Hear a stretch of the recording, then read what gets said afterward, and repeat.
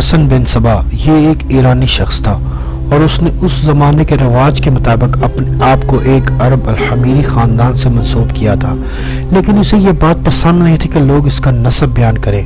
وہ اپنے مریدوں سے کہا کرتا تھا، مجھے اپنے امام کا مخلص غلام کہلایا جانا زیادہ پسند ہے، بنسبت اس کی کہ میں ان کا ناخلف لڑکا کہلاؤں۔ اس کا باپ کوفے سے کم آیا جہاں حسن پیدا ہوا۔ 7 سال کی عمر سے ہی اسے تحصیل علم شوق تھا۔ 18 سال کی عمر تک اس نے ریاضی، نجوم اور سحر وغیرہ مختلف علوم حاصل کیے۔ اس وقت تک اس کا مذہب اپنے باپ کی طرح اثنا عشری تھا۔ حسن بن صبا جس نے لوگوں کو دنیا ہی میں جنت دکھا دی۔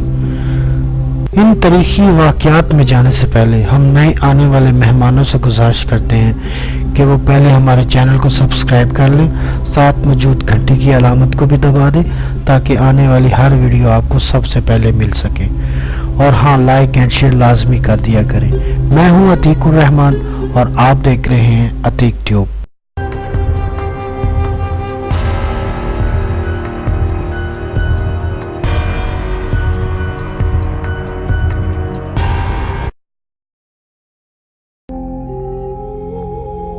حسن بن صبا کی ملاقاتیں فاطمی دائیوں سے پہلے ناصر خسرو، حجت خراسان اور پھر امیر حضاب سے ہوئی۔ اس نے ان کے اثرات قبول کیے۔ امیر حضاب سے اس کے کئی طولانی مذہبی مباحثے ہوئے۔ اس سے حسن بن صبا کے اعتقاد میں لغزش پیدا ہو گئی کہ اس کو اسماعیلی دعوت کی صحت کا پورا یقین نہ ہوا، لیکن ایک بیماری سے شفا پانے کے بعد جس سے اس کو نجات پانے کی کوئی امید نہ تھی، وہ اسماعیلی مذہب کی طرف زیادہ مائل ہو گیا اور 2 اسماعیلی دائیوں ابو نجم سراج اور محمد سے ملا۔ یہ دائی ایک بڑے رہبر شیخ احمد بن عبد المالک بن عطاش مالک حلقہ اصفہان کے حکم سے فارس میں اسماعیلی دعوت کی تبلیغ کرتے تھے۔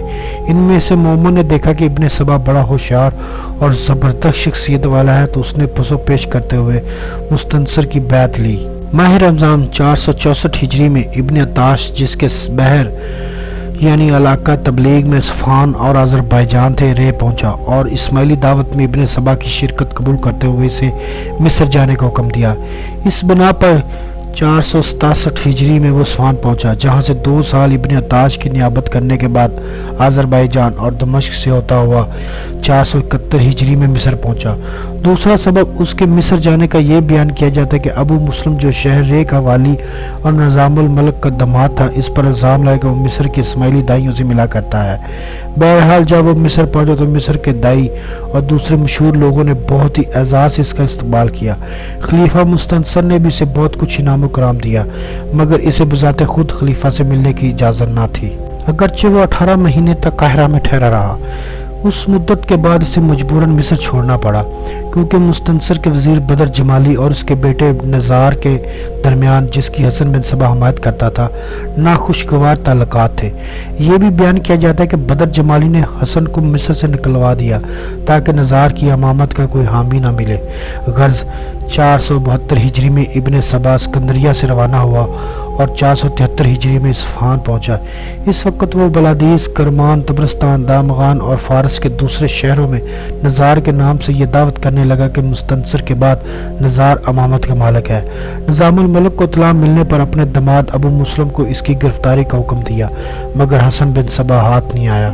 یہ وہ دور تھا کہ اس وقت کرامتہ کی قوت عراق شام میں ٹوٹ چکی تھی، لیکن ان کے ہم مذہب ایران وغیرہ میں پھیل چکے تھے اور انہوں نے اپنی تحریک کو خفیہ طور پر جاری رکھا ہوا تھا۔ اس طرح کا ماحول حسن بن صبا کے لیے بہت سازگار تھا۔ نزار کے نام نے ان کی تحریک میں ایک نئی روح پھونک دی۔ اب یہ لوگ اس کے جھنڈے تلے جمع ہو گئے۔ لوٹ مار کا سلسلہ پھر سے شروع کر دیا۔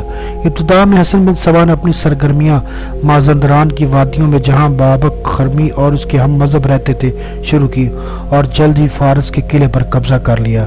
پھر اصفہان کے قلعے شادر پر ان کا قبضہ ہو گیا۔ اس وقت بغداد میں خلیفہ عباسی مقتدی باللہ تھا، لیکن حکومت ملک شاہ سلجوقی کے ہاتھ میں تھی۔ حسن بن صبا نے اس کے زمانے میں قوت حاصل کی اور ملک شاہ کے مشہور وزیر نظام الملک کو نزاریوں نے 484 हिजरी में कत्ल कर दिया। इनकी कुव्वत तोड़ने के लिए मलिक शाह ने 2 दफ़ा लश्कर भेजा, मगर इसे कोई नुमाया कामयाबी हासिल नहीं हुई। 485 हिजरी में मलिक शाह के इंतकाल के बाद इसके ख़ानदान के बाहमी झगड़ों से नज़ारियों का जोर बढ़ गया। इसकी बीवी खतून जलालिया की राय से खलीफा ने इसके छोटे बेटे महमूद को सल्तनत देकर नासरुद्दुनिया वल दीन के लक़ब से सरफराज किया, लेकिन इसके बड़े बेटे बरक्यारक ने हुकूमत छीन ली और रुकनुद्दीन का लक़ब इख्तियार किया। महमूद और उसकी मां ने इस्फहान में पनाह ली। बरक्यारक ने नज़ारियों की मस्जिद इस्फहान का मुहासरा किया और महमूद को भगा दिया, लेकिन इस्फहान पर नज़ारियों का कब्जा हो गया। नज़ारियों ने अपनी आदत के मुताबिक लूट मार शुरू कर दी। शहर के बशिंदे इनके मज़ालिम से तंग आ गए। आखिरकार इस्फहानियों ने नज़ारियों से खूब इंतकाम लिया और उनके कई सरदारों को मार डाला। इसके बाद हसन बिन सबा कज़वीन पहुंचा। बहरा कज़वीन के करीब किला अल मौत वाक़या है। इस मकाम के आस पास रहने वालों से हसन बिन सबा ने दोस्ती कर ली और उसे अपने ज़हद और तकवा का असर डाला। कहा जाता है कि यह हमेशा एक कंबल ओढ़े रहता था और बहुत सादा ज़िंदगी बसर करता था। यहाँ के अक्सर लोग इसके पैरोकार हो गए थे। इस किले का मालिक एक सादा लो अलवी था, हमेशा इसके पास बैठा रहता था और इससे बरकत हासिल करता था। जब हसन अपना मामला मुस्तहकम कर चुका तो अलवी के पास गया और उससे कहा तो किले से निकल जा। अलवी मुस्कुराया, इसे दिल लगी समझा। हसन ने अपने चंद पैरों को हुक्म दिया कि अलवी को किले से निकाल बाहर करे। उन्होंने इसके हुक्म की तमील की और कुछ माल देकर इसे किले से निकाल दिया।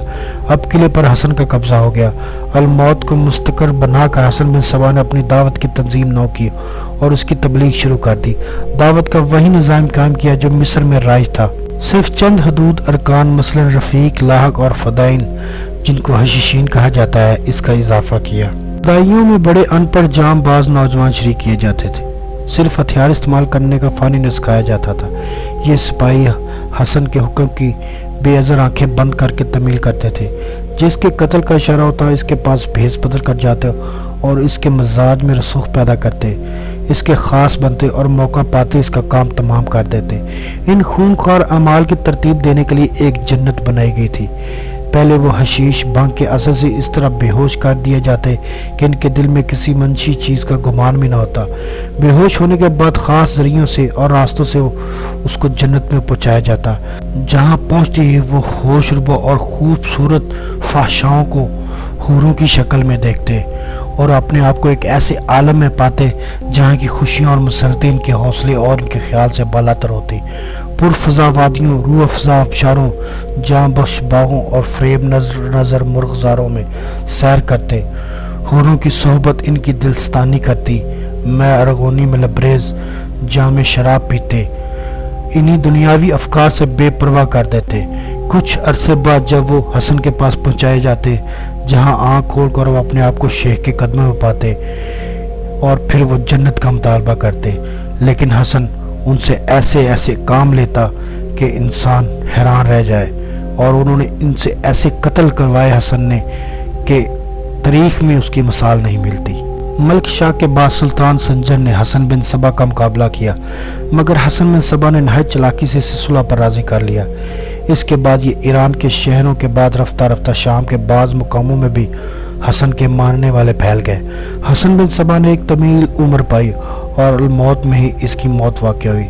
इसकी मौत के बाद क्या बुज़ुर्ग इसका जानशीन बना जो इसका बेटा बताया जाता है।